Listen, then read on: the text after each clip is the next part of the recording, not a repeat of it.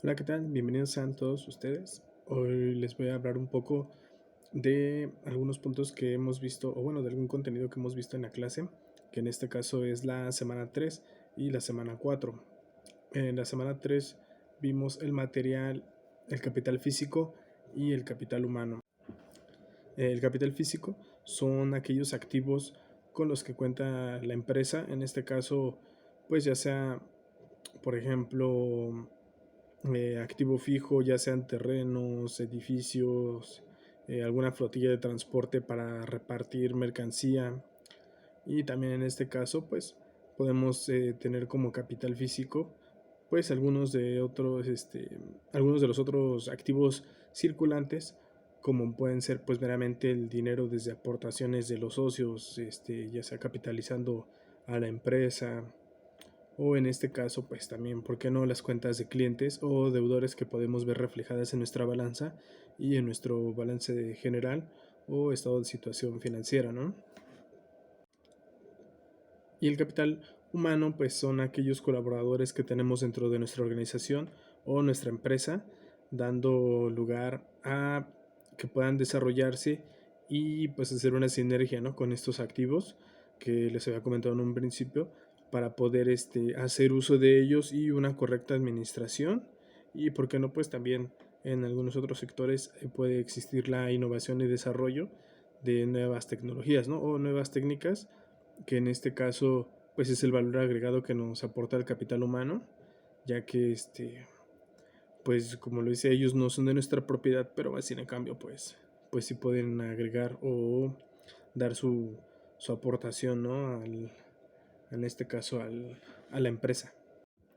Y pasando al siguiente punto, que es la intervención estatal en la economía, pues tenemos que es algo necesario, ya que a pesar de que hay sectores que producen ya sea un bien o servicio y hay un intercambio de ello de manera interna en nuestro país o inclusive con economías pues a nivel global, ya sea por medio de importaciones o nosotros mismos exportando productos hacia los demás, pues es necesaria esa administración o ese ente que regule de alguna manera todo lo que se genera para seguir generando infraestructura para que todos podamos pues seguir trabajando, ¿no?, o seguir haciendo nuestra actividad.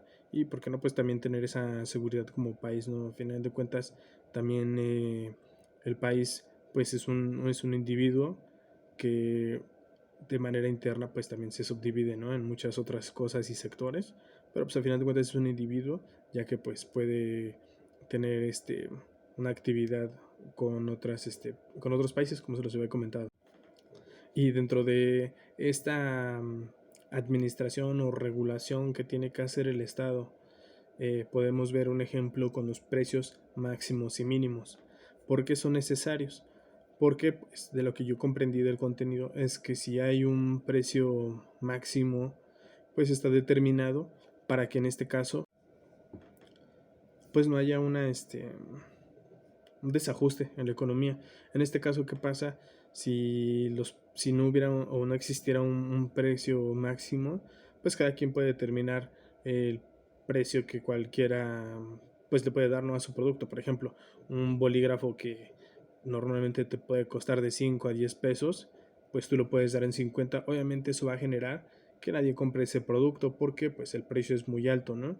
Entonces pues vas a tener mucha producción, pero pues no vas a tener nada de ventas, ¿no? Entonces ahí en este caso pues no tendríamos bueno, más bien tendríamos una demanda muy alta del producto ya que se necesita, pero como el precio es muy alto pues no lo podemos comprar. Y lo opuesto pasaría con los precios mínimos. En lugar de, o bueno, más bien, si no respetamos ese precio mínimo, lo que podría pasar es que como es un producto tan accesible, pues a final de cuentas se puede especular con muchos, pues comprando todo el producto, y obviamente ahí sería lo opuesto. Hay un excedente de demanda, pero hay un excedente de oferta, perdón, pero pues la demanda ya es nula, ¿no? Porque ya no hay. Y para el caso de los precios mínimos, pues es lo opuesto, ¿no? Porque un ejemplo que podemos observar es lo que pasó a inicios de la pandemia con los países de Medio Oriente, ¿no? Que tenían pues literalmente estaban regalando su petróleo Entonces, al tener pues un precio, en este caso, o sea, no poner un tope mínimo, pues ellos pueden dar su producto como quieran. Y en este caso, pues a Estados Unidos lo impactó muy fuerte, ya que pues estaban perdiendo porque les costaba más extraer el producto que lo que ibas a obtener por la venta, ¿no? Entonces, pues sí causó muchos estragos que incluso a nosotros, pues sí nos llegó a pegar con la cuestión de desabasto, ¿no? Y ese tipo de cuestiones. Entonces, pues en este caso, cuando hay un excedente de oferta, pues es lo que podemos ver ya aplicado, ¿no? Y bien, ahora otra manera de cómo interactúa, en este caso la intervención estatal en la economía, pues también son los impuestos, ¿no? Ya sabemos que hay impuestos federales y estatales. Federales, pues lo podemos ver que existen pues nuestros pagos provisionales, en este caso que es impuesto sobre la renta en sus diferentes modalidades, ¿no? Ya sea, como se los dije, en pagos provisionales o también en este caso, pues retenciones por este, sueldos y salarios o retenciones por actividad empresarial. Entonces, en este caso, pues, eso es lo que tendríamos, ¿no? Para la cuestión de impuestos, dentro de los cuales, pues, aparte, bueno, los que le comenté son impuestos federales, también IVA, también podemos observar que hay impuestos estatales, tales como, que esos ya tenemos que tratarlos más con la tesorería, que en este caso, pues, pueden ser impuestos sobre nóminas, en este caso pueden ser tenencias, verificaciones y demás, impuestos, ¿no? Y cómo puede generarse esa sinergia si dices, ok, en este caso el gobierno, ya sea federal o estatal, me está pidiendo que me regularice y que cumpla con mis obligaciones, eh, pues también cada estado obviamente es autónomo y pues al tener su propia constitución, hay pueden cada quien aplicar subsidios. Por ejemplo, yo de lo que estoy enterado es que en Querétaro me parece que hay un tope me parece de 12,000 pesos para impuestos sobre nóminas, que si es menor a eso, recuerdo que tienes el subsidio del 100%, o sea, mientras no sobrepases esa cantidad, pues vas a tener un subsidio, ¿no? Del 100% de tu impuesto sobre nómina. Entonces, esa es una manera, ¿no? De invitar o de generar un movimiento en la economía, pues para que haya cierta fluidez y pues todos puedan, pues más bien, todos entren a la dinámica de trabajar con ellos, ¿no? Pasando al siguiente punto, que sería establecimiento de precios y como subíndice de mercado negro, pues nosotros sabemos que el establecimiento de los precios pues va a tener un fundamento, en este caso, pues que ahorita un poquito más lo vamos a ver en la función y la curva de demanda del mercado, pues básicamente es ley de oferta y demanda, ¿no? Entonces, un producto que sea de fácil obtención y pues nos pueda dar un precio competitivo, va a ser un producto que pues sin lugar a dudas va a ser muy consumido, ¿no? Y sobre todo pues también la importancia que tenga el uso diario que le demos cada uno de nosotros en nuestras casas o en cualquier otro sector, pues va a determinar qué tanto se usa, ¿no? Y un ejemplo de ello pues es el limón, de que tengo entendido que tuvieron algunos problemas con cierta producción, entonces en lugar, un ejemplo, de sacar 5,000 limones para todas las personas, pues solamente hay 1,000, el precio se va a elevar porque todos lo necesitamos, pero pues hay poco producto, entonces ahí pues el precio va a tener que elevarse porque es un precio que sí o sí vamos a tener que consumir, pero pues que no todos vamos a poder tener al mismo tiempo, ¿verdad? Y el mercado negro, pues, digo, creo que aquí no hay mucho que explicar. Hay miles de cosas que en este caso son ilegales y como los ejemplos que vimos en la presentación del profesor, pues son drogas, medicamentos, productos con copyright que antes pues no eran tan común o de verdad no veían el daño que se hacía, ¿no? O sea, pues tú podías decir, como artista, ya sea sacando un disco o un libro, pues tú esperabas, a final de cuentas es su trabajo, no es su manera de obtener ingresos y tú esperas venderlo, pues lo podías ver en los diferentes lugares en donde pues se vendía piratería, ¿no? Y la conducta de los consumidores y la demanda del mercado pues va muy de la mano con lo que les acabo de comentar. Claro que la conducta de los consumidores pues va a tener una relación simbiótica con la demanda del mercado. ¿Por qué?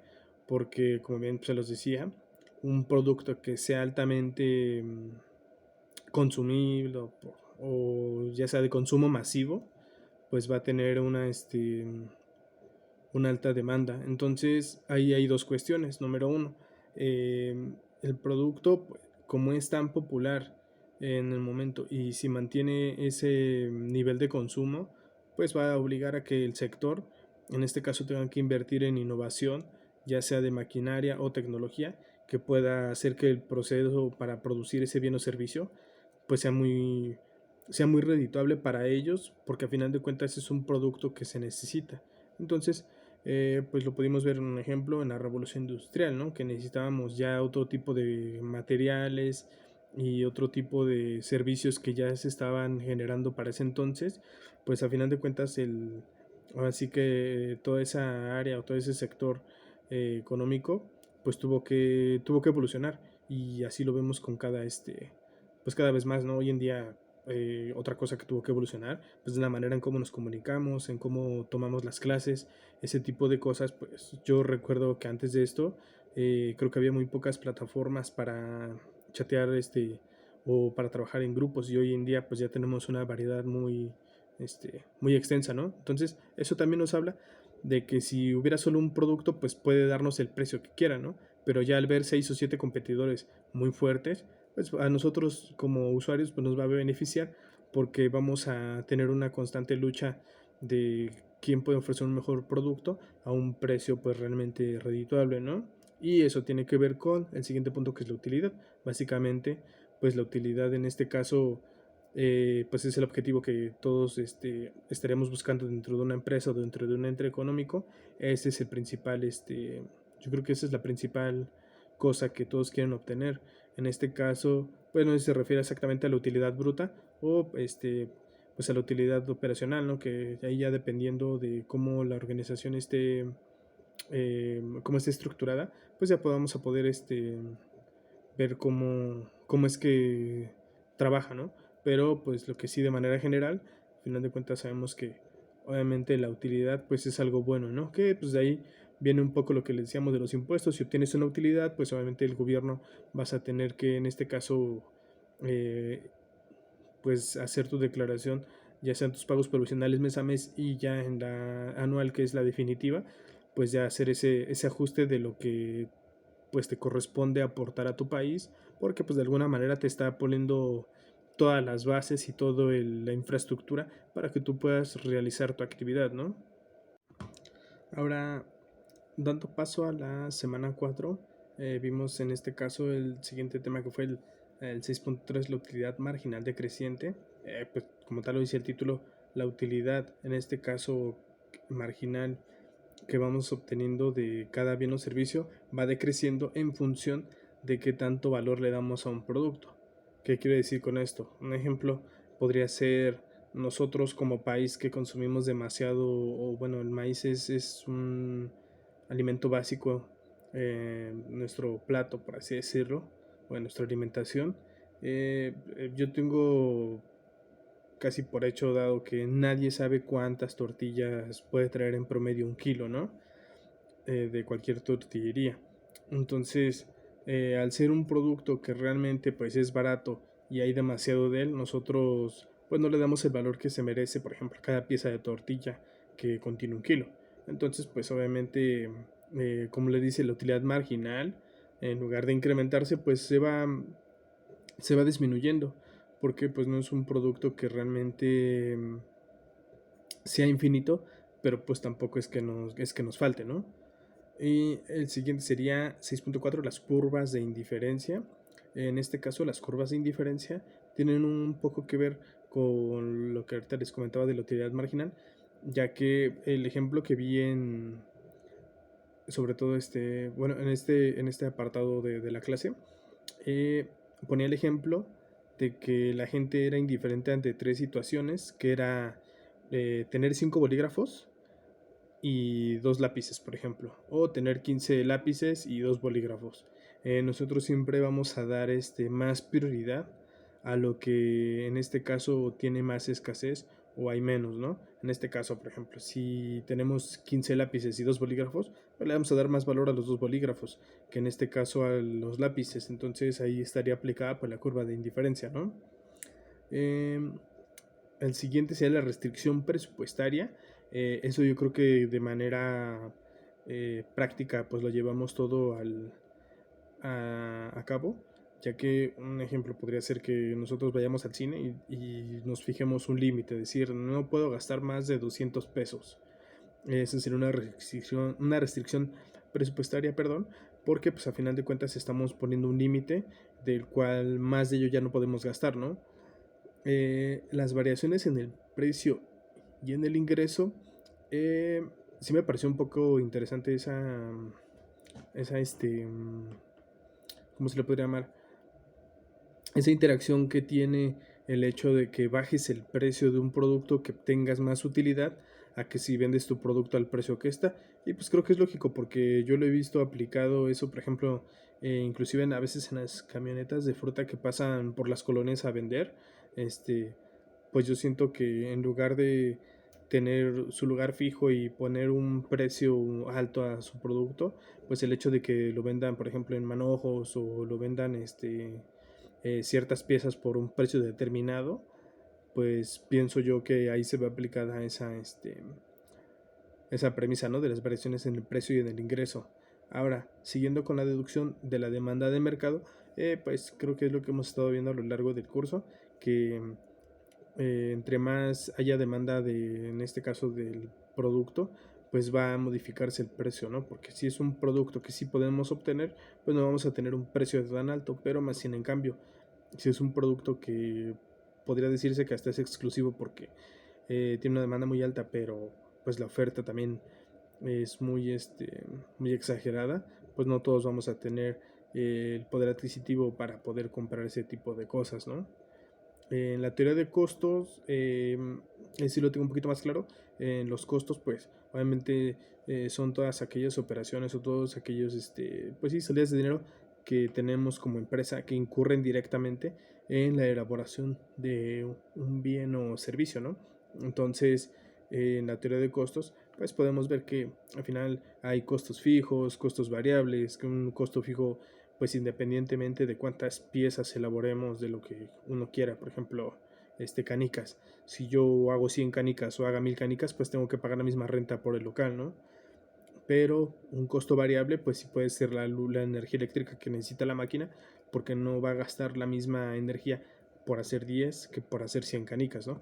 Entonces ahí lo podríamos ver aplicado y pues también dentro de ello pues van los costos directos e indirectos, ¿no? Pues, directos podrían ser en este caso pues el material con el que se realiza, no sé si se realizan de vidrio, pero por ejemplo puede ser la materia prima que sea vidrio, ese es un costo directo, y un costo indirecto pues podría ser en este caso que nuestra máquina se nos descompuso en esa semana y pues al final va a incrementar un poco el precio de nuestro producto porque tuvimos que desembolsar más dinero para realizarlo, pero pues no es un gasto, bueno, más bien no es un costo que influyó directamente en la elaboración del producto o que tenga que hacerse siempre, ¿no? Sino pues al final de cuentas fue eventual.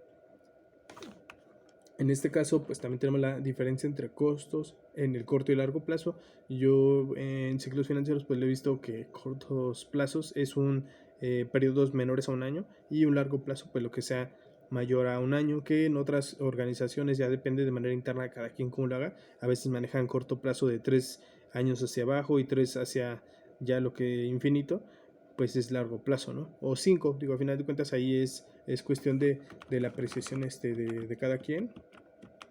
Y a ver, la función de costos.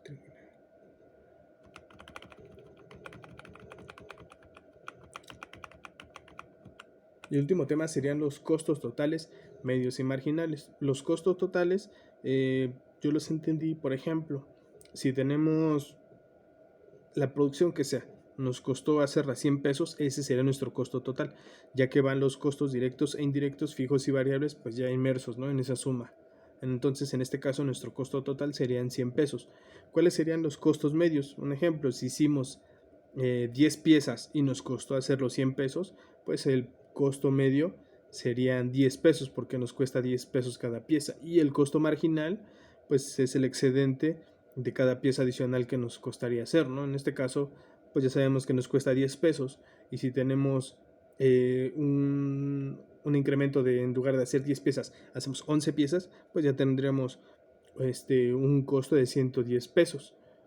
Entonces, pues creo que como conclusión, podría decirles que el día de hoy, o bueno, no el día de hoy, sino a lo largo del curso, hemos aprendido, pues realmente, número uno, cuáles son los factores más fundamentales de lo que es la economía, cómo es que se generan ciertos movimientos, sobre todo los precios, que a veces no somos tan conscientes de por qué una cosa cuesta demasiado y por qué otra cosa pues cuesta poco, ¿no? Y cómo al paso del tiempo y cómo nosotros como individuos o como personas, pues decimos, o bueno, los productos que tenemos hoy en día, eh, así que disponibles en el mercado, pues habla mucho, ¿no? De cada sociedad. Que por ejemplo, aquí en México un producto de primera necesidad puede ser tal vez un chile, y en otras economías pues ni siquiera ese producto esté dentro de lo que se ofrece, ¿no?